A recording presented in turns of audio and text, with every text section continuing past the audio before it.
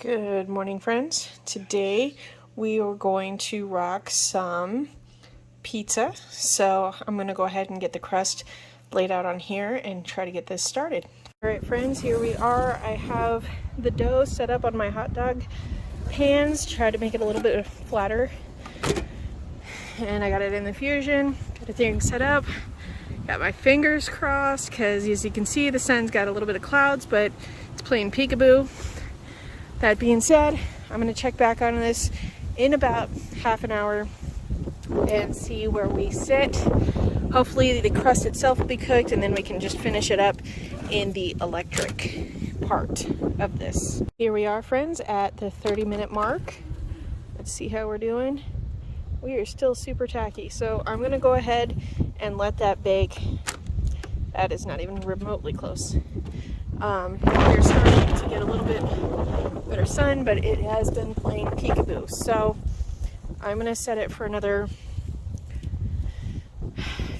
I'll probably have it set for another 20 minutes just to double check, and we'll come back and check on it then. All right, friends, here we are. As you can see, the sun has completely disappeared. So we're at our 20-minute mark and we are still sticky. So I need to get this inside and plug it in. So I'll see you guys in a few minutes. Here we go, guys. This is the 266 and I have it running on the Fusion. So I'm going to check on this in about 10 minutes or so. All right, friends, here we go. That looks a lot better. What is going on? Oh, I'm moving the Velcro here, right here, so it's making funny sounds, and it's Velcro and Velcro. Here we are. It's looking a lot better, but not quite ready yet.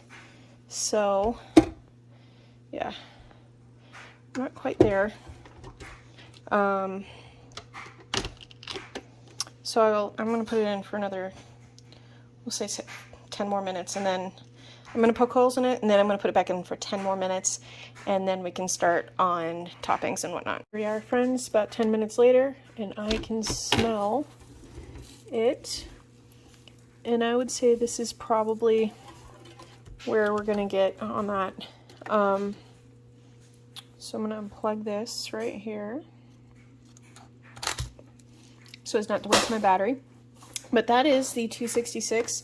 I don't know if very many people or my viewers or soon-to-be viewers or whatever know much about it, but this was released this year. The 266. Sorry, my fingers were in the way. This was released this year. I do have the 144 that came with the solar kitchen set. 144 is really nice. However, it only really heats up. Really works in the Fusion for about half an hour or so, so it doesn't have the lasting power, whereas I haven't actually tested it fully out, but apparently this is supposed to work for like 3 hours when it comes to the Fusion. I also have the Gosun Chill, not the chillest, but the Chill, so the first one, and I usually run my 144 on the Chill. I also have other battery packs that are not Gosun that I run the Chill on as well. So if I'm doing a long weekend, or where I'm camping, or I'm running a vendor event where I'm out in the sun, which I did this summer, those are absolutely, as my friend would put it, clutch. Those are very imperative to have if you're going to be running the Chill, because you can run it all day, not really have to worry much about it, and you can alternate and charge as necessary. So this one I use primarily for the Fusion. That way I have the most runtime. If I'm not planning on using the Fusion on the electric and I'm going somewhere for like just a 2-day kind of thing, I'd probably just take this one and the 144 and then my solar table and just alternate those. But either way, these are actually really handy to have. Great to have if you are trying to boondock or be a little bit more unplugged, as as you're camping or whatnot. So it's great to have when you have the chill or the fusion. These also have, here, take a quick, doggone it. These also have more ports. Let's see, you have a C port, and you have I know everybody's trying to go to the C port now. So there is a C port, there is gosh, I can't remember what the other one is, and then USB port. So you can charge devices off of here as well. And of course, let's not forget, I like to plug these in, sorry. Let's not forget the 12-volt port, which has the 15A, which is what this runs off of. So I've heard rumors that the Fusion typically runs off of more of a 15A than a 12. So that is something to keep in mind if you're planning on using that. So if I were to use my electric on the Fusion, if I'm not plugging it into the wall, I would be using my 266, or I would be using my car, or my 144 if I'm just doing kind of what I'm doing now. But I don't really know how long this is running. This is brand new kind of test here with the pizza and the multi-steps. As you guys already know, I like to just kind of throw everything together and make it work.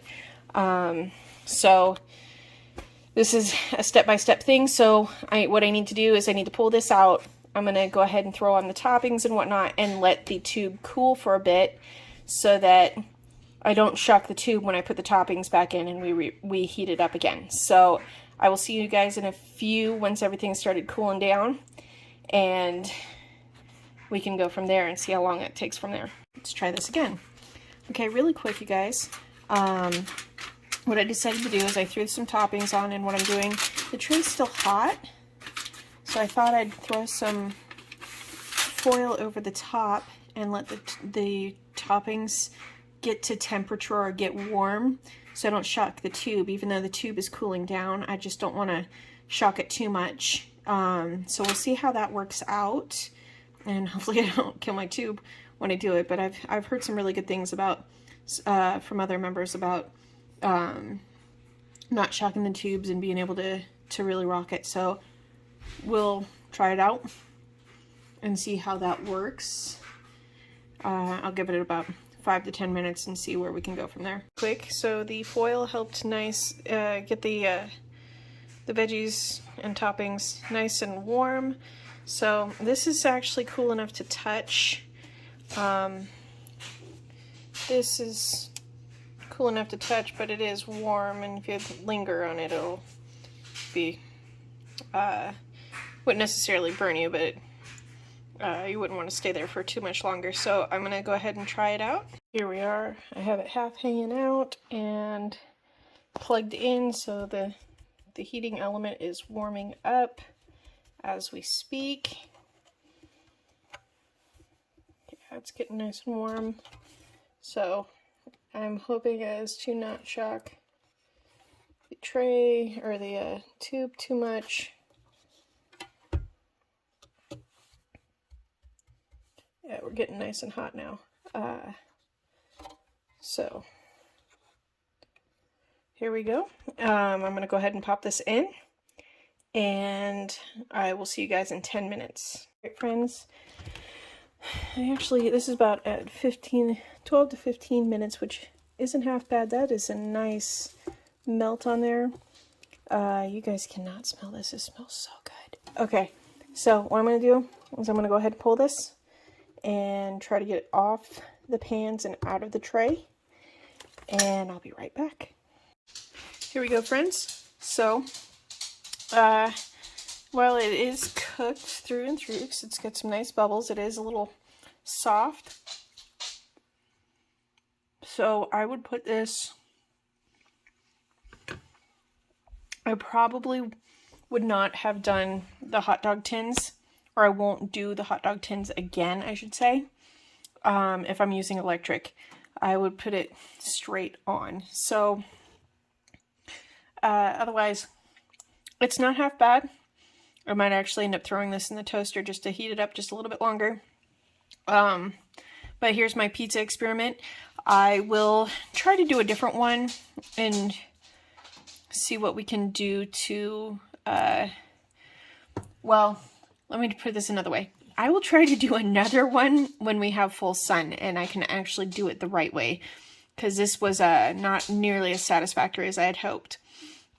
So, there you go. I made pizza once. I will do it again for sure. It took a lot longer than anticipated because of the lack of sun, and I mean, there was very little consistency with that. If you'd like, I can also do another pizza video with strictly electric. If anybody's interested in that, go ahead and leave it in the comments and let me know, because if you're not interested in me doing that, I'm probably not going to do it. If you have any suggestions for anything else for me to make, please leave them in the comments. I'd love to hear them, and I hope to see you guys next time.